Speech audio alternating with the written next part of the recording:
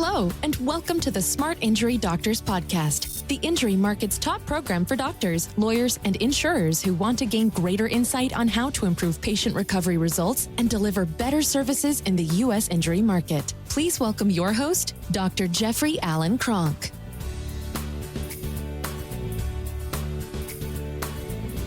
Hello, doctors. What I want to talk about today is how technology will kill the chronic pain problem in the future. What I mean by that is that technology is going to solve the chronic pain problem in the future, seriously reduce it down.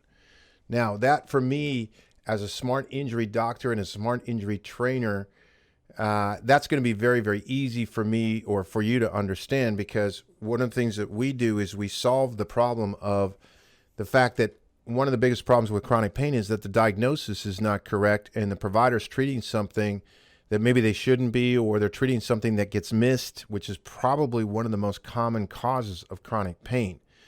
One of the things that I look at the most right now in the market is that in the musculoskeletal market, modern medicine is really undertrained in that particular category, and musculoskeletal chronic pain is that is the most common chronic pain that there is. So one, there's a big educational gap that needs to be filled. In the future, it's going to be filled. But for right now, one of the ways that we're going to solve this problem is through technology and proper data evaluation. So data evaluation is when you have massive amounts of data, the data will tell you things that are that can really not be discovered any other way. And good data evaluation is completely unprejudiced. So what I mean by that is technology in the future, and when I say in the future, next week, next month, next year, these technologies are already emerging where we'll have artificial intelligence, that's intelligence that learns as it goes, data that learns as it goes, data evaluation that learns as it goes. We'll be able to actually judge for any condition through the data evaluation with artificial intelligent technologies. We'll be able to determine which doctor is best for which condition, and it won't be prejudiced. So if a medical doctor is better for chronic neck pain because they can diagnose and exactly pinpoint what's causing the problem and then reduce it, then the data will show that. Now, if chiropractors are the best at pinpointing that diagnosis and getting down to the root cause of it and then getting great results with it, they'll be looked at, or acupuncturists will be looked at, or doctors of PT will be looked at, or regular PTs will be looked at. So the data itself will not differentiate. And so the cool part about this is that the doctors who are really good in the market will start to rise to the top, which is where they should be. Patients should have no problems finding really, really good doctors. As a matter of fact, in the injury market, patients, I've said for years, patients need to find doctors that are in the top 20% in their profession. They have to be really good at what they do. And patients should be really discerning about who they choose. So artificial technology will be able to show which doctors are the best in general as a category of treating it. So in medicine, it may say, okay, the physiatrist is better, or the orthopedist is better, or the neurologist is better, or the general practitioner is better, or the internist is better. So there are different specialties, and obviously conditions will be sectioned out into which specialty treats that condition better. So that'll be the first point. So point one, the technologies will start to differentiate which providers are the best providers. The second part it will be able to do is once it has that provider. So let's say the provider for neck problems or back problems is a chiropractor. For neck injuries and low back injuries.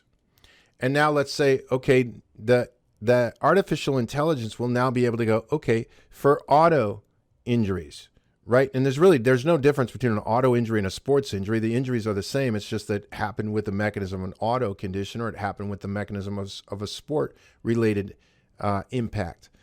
That's the only difference. The difference is in the mechanism, not in the actual injuries. But let's just take the auto injury industry.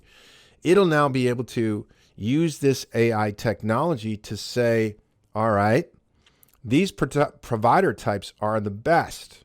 So we have all these chiropractors. We have 60, 70, 80,000 chiropractors. Good. So in our local area, if let's say there's 100 of them, okay, which ones are the best at treating this type of an injury? And when somebody says who's the best or what's the best or what does the best even mean? What it means is that you can actually take their condition, you can quickly get the diagnosis correct, and you can properly get it treated in a reasonable amount of time and a reasonable amount of cost. And those things will be tracked. Now, what does it mean by results? Results are, hey, the patient comes through your program, whether it's 3 months, 6 months, 9 months, a year, whatever it is, they come through your program and they have no chronic pain. They don't have any activities that are interfered with from their injuries. They don't have any duties that they can't do because they're under duress from the pain or the problems associated with that injury, or they don't have anything that they can't do at all as a result of the injuries. That's what we mean by great results. So the AI technology will one, be able to determine what provider type is best for this type of condition. Then two, it'll be able to determine what provider in the area of all the providers. So it'll be able to differentiate what providers are the best in the local area for treating this type of a condition. And then from there, it'll be able to drill down even further and be able to say, okay, what procedures, when we have this provider type identified, we have the best providers for this particular condition identified, we can now start to isolate down what procedures are the best procedures to apply to this particular condition. That will seriously reduce down the chronic pain epidemic in the United States of America. So it's going to be technology, because the reason why it's going to be technology is because technology is not biased. Now, you can have people controlling the technology, entering their biasnesses in it. But essentially, if you want to get down to the solution to this problem, you have to be, so it'll be a third party, somebody who's not a provider, somebody who's not vested in a particular area, that is only vested in providing the public with the best data so that they can make the best choices for themselves. Then employers can use that data, governments can use that data, insurers can use that data in order to direct people to those options, to those choices.